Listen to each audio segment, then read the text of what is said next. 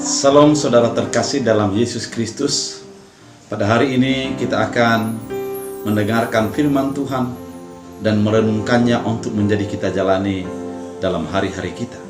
Oleh karena itu, sebelumnya mari kita bersatu dalam doa.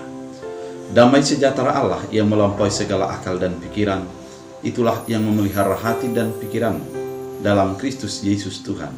Amin. Firman Tuhan untuk kita dari Pemukaan 50 ayat 20 ataupun Kejadian 50 ayat 20. Dalam bahasa Batak Angkola dikatakan, Harupe nadum salah hian hamu lah mambayan najat tuau, hape diubade batado hajahatani gabe tuhadengganan. Somar haluaan bahat halak na mangolu sonari markitehite pangalaho namasa nasalpui. Dalam bahasa Indonesia, memang kamu telah mereka-reka yang jahat terhadap aku, tetapi Allah telah mereka-rekanya untuk kebaikan, dengan maksud melakukan seperti yang terjadi sekarang ini, yakni memelihara hidup suatu bangsa yang besar. Demikian firman Tuhan. Saudara terkasih dalam Kristus Yesus, kalau kita membaca firman ini yaitu tentang pernyataan ataupun kesaksian daripada Yusuf kepada saudara-saudaranya, di mana ada sebuah paradigma positif yang dibangun dari keadaan yang sangat memprihatinkan. Bagaimana memprihatinkan? Karena memang kalau kita mengikuti kisah Yusuf, bahwa dia dimasukkan oleh saudaranya ke sumur, kemudian dijual kepada para pedagang saudagar-saudagar, dan dia harus menjadi sebagai hamba bagi Potifar. Kemudian dia dipenjara oleh karena dituduh sebagai yang melakukan kecemaran bagi istri Potifar. Dan setelah itu dipenjara, dia juga dikhianati. Artinya di dalam pertumbuhannya dia banyak penderitaan oleh karena saudaranya memiliki sebuah rancangan-rancangan yang akan menghilangkan daripada Yusuf karena mereka merasa cemburu. Namun sesuai dengan perjalanan waktu, bahwa Yusuf mampu melihat apa yang menjadi kepahitan di dalam masa lalunya itu didamaikan di dalam hatinya. Dia tidak menjadi diseret oleh masa lalu dan memiliki kemarahan, namun dia berdamai dengan masa lalunya, dan dia mampu memaafkan saudaranya yang merancangkan sesuatu ketidakbaikan bagi kehidupannya. Keadaan ini menjadikan dia mampu berdiri tegar ketika dihadapkan dengan kesulitan yang dihadapi saudaranya, dan dia mampu menolong, mengeluarkan mereka dari penderitaan, yaitu kelaparan yang melanda negeri.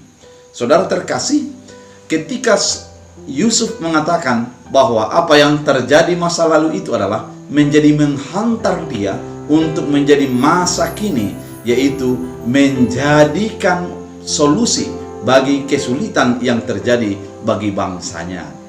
Bapak Ibu yang terkasih dalam Kristus Yesus, kedengaran itu begitu indah dan mudah, namun adalah memiliki sebuah pergumulan yang sangat berat, sehingga sampai kepada kesimpulan yang menyatakan bahwa yang dilakukan saudaranya itu adalah sebuah kebaikan. Menyatakan melihat itu begitu gampang, namun banyak orang yang tetap memiliki akar pahit dalam dirinya, di mana masa lalu tetap diseret untuk masa kini dan bahkan untuk masa depan, sehingga kemarahan tetap menjadi menggebu-gebu dalam diri kita, dan kita menjadi kecewa dengan orang, menjadi menyalahkan orang, sehingga kebahagiaan kita tidak sempurna karena memang kita sudah dipenjara oleh kemarahan, dipenjara oleh kebencian, dipenjara oleh perasaan yang menjadi disingkirkan dan diintimidasi orang-orang di sekitar kita.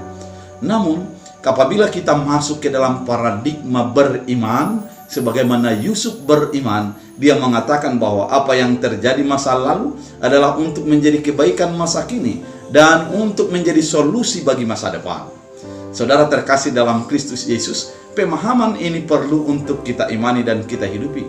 Apapun yang terjadi, yang dilakukan orang-orang di sekitar kita, ataupun yang terjadi bagi kehidupan kita yang membuat begitu pahit perasaan kehidupan kita, lihatlah sisi positifnya, bahwa Allah tidak pernah menjadi melepaskan kita di dalam pergumulan kita.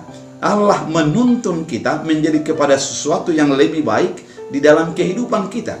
Sehingga melalui apa yang kita alami ini, apa yang kita alami dalam kepahitan-kepahitan kehidupan kita pada masa lalu, menjadi sebuah kebaikan untuk masa kini dan bagi masa depan. Sehingga ketika kita menjadi menghadapi persoalan yang sama, kita menjadi solusi bagi orang yang di sekitar kita. Saudara terkasih dalam Kristus Yesus, kepahitan apa yang engkau alami, kesedihan apa yang melanda kehidupanmu, dan penderitaan apa yang terjadi, lihatlah bahwa Allah tidak pernah meninggalkan kita di dalam persoalan kita. Kemudian ingatlah bahwa Allah itu melakukan sebuah rancangan untuk sebuah kebaikan, dan pahamilah rancangan Allah, maka engkau akan hidup dengan sukacita dan bersorak-sorai di dalam segala keadaan.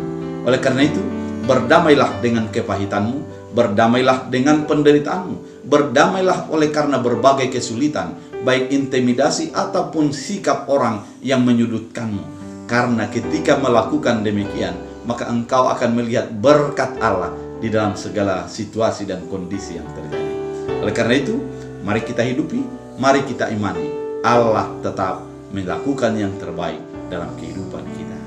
Tuhan Yesus memberkati. Kita bersatu dalam doa. Terima kasih Tuhan atas firman yang menguatkan kami. Berbagai kepahitan dan penderitaan yang dialami oleh umat percaya adalah untuk menjadi sebuah kebaikan, menjadi kesaksian bagi sekitar kami bahwa Yesus ada tetap menyertai dan melindungi. Biarlah firman ini menjadi menguatkan, meneguhkan, menuntun kami untuk semakin bersyukur di dalam segala hal dalam kehidupan kami. Dalam Kristus Yesus Tuhan kami berdoa. Amin. Tuhan Yesus memberkati.